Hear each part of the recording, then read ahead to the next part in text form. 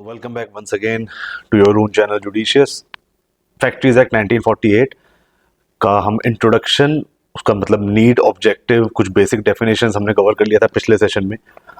अभी कंटिन्यू करेंगे कुछ इंपॉर्टेंट प्रोविजंस जो इस एक्ट के अंदर है, जो मेन क्रक्स है मतलब इस एक्ट का. क्यों ये हमने पहले देखा था कि क्यों बनाया गया है एक्ट, कि वर्कर्स को उनकी कंडीशंस, वर्किंग कंडीशंस इंप्रूव कराई जा सके और उनको एक ऐसा एनवायरनमेंट दे सकें जो कंड्यूसिव हो वर्किंग के लिए.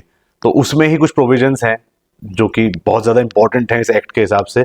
और वो प्रोविजंस हैं basically health provisions, safety related provisions and welfare provisions of the workers. So today in this particular session we will talk only about the chapter 3 of this act, which talks about the health provisions related to the workers who are working in the factories. And the section that would be covered in this particular chapter is section 11 to section 20. So if we talk about the first section, that is section 11, it talks about cleanliness. मतलब ये साफ सफाई के बारे में यहाँ पर बात करता है.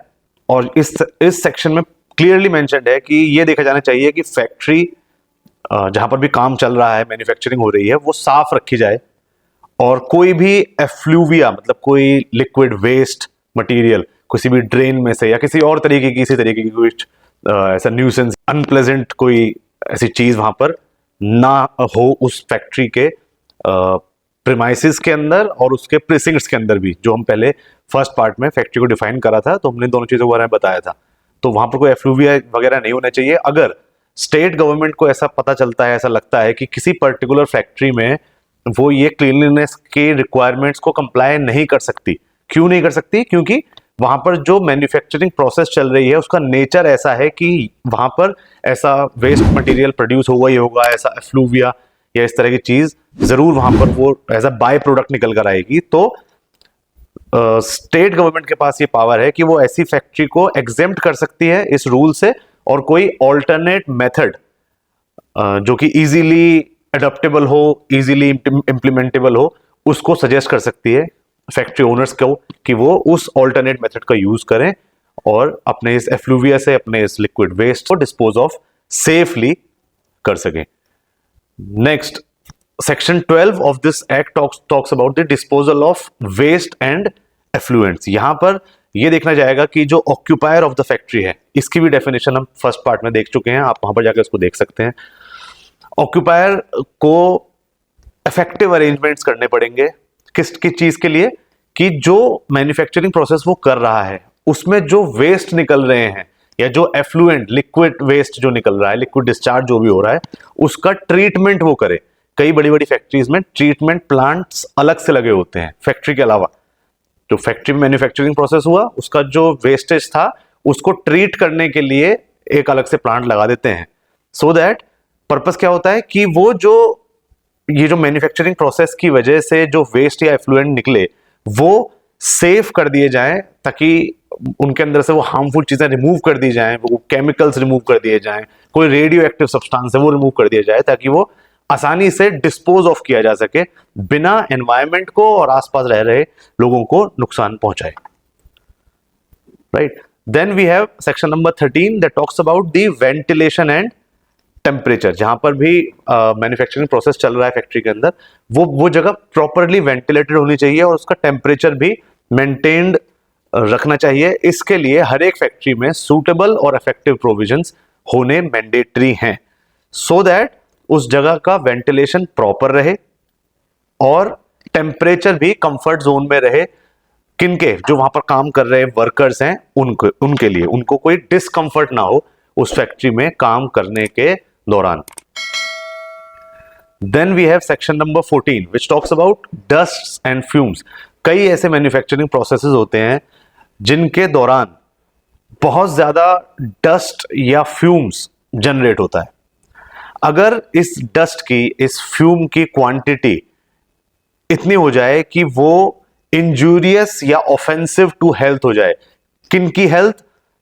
The health of the workers who are employed in the factory. उस फैक्ट्री में काम करने वाले वर्कर्स की हेल्थ के लिए अगर ये डस्ट और फ्यूम इंजूरियस या ऑफेंसिव होने लगते हैं तो इस सेक्शन 14 के थ्रू फैक्ट्री के ऑक्यूपायर पर ओनर पर, मैनेजर पर legal action can be initiated under this section. तो इट इज मैंडेटरी कि डस्ट और फ्यूम्स का प्रॉपरली वहां पर टेक केयर किया जाए. Then we have section 15 which talks about artificial humidity.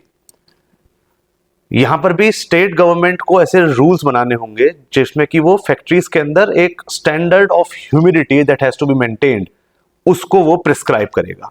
Humidity देखिए, अगर बहुत ज्यादा हो जाए तो भी वो अच्छी नहीं है ह्यूमन बॉडी के लिए, कम हो तो भी बहुत ज्यादा वो प्रॉब्लमेटिक रहता है. तो इसलिए ऐसे मेथड्स प्रिस्क्राइब करेगा स्टेट गवर्नमेंट, ऐसे रेगुलेटिंग मेथड्स जिससे कि अगर ह्यूमिडिटी वहां पर कम है तो वो इंक्रीज की जा सके. कुछ टेस्ट करने हैं to check the humidity of that factory and then to look at the methods जिनके हिसाब से हम वहां पर एडिक्वेट कूलिंग रख सकते हैं, एडिक्वेट ह्यूमिडिटी मेंटेन करके रखा जा सकता है. The next session is section 16 which talks about over crowding. अब ओवर क्राउडिंग के पीछे, सेक्शन को लाने के पीछे जो पर्पज है वो ये है कि हर एक वर्कर को सफिशिएंट स्पेस प्रोवाइड किया जा सके, सफिशिएंट ब्रीदिंग स्पेस हो उसके पास.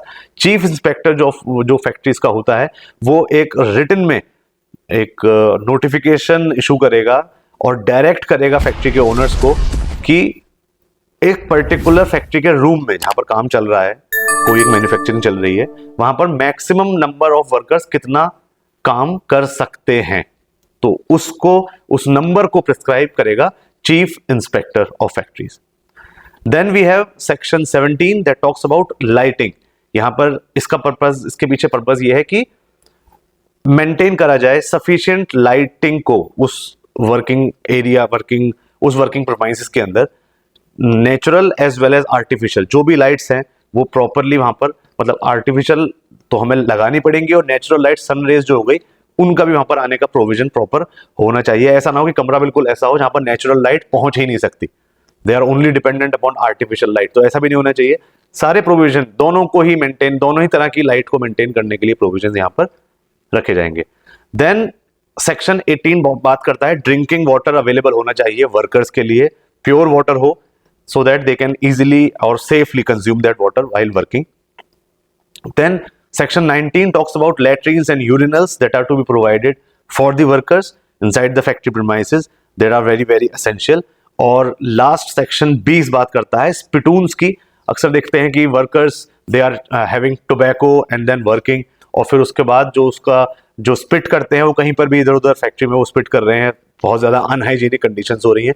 तो प्रॉपर स्पिटून्स बने होने चाहिए डेजिग्नेटेड जगहों पर which can be used by the workers to spit out whatever they are tobacco और whatever they are eating, so as to whatever they're chewing, so as to avoid any kind of discomfort to others as well as to avoid any kind of nuisance in terms of dirt and filth to accumulate in the premises of the factory.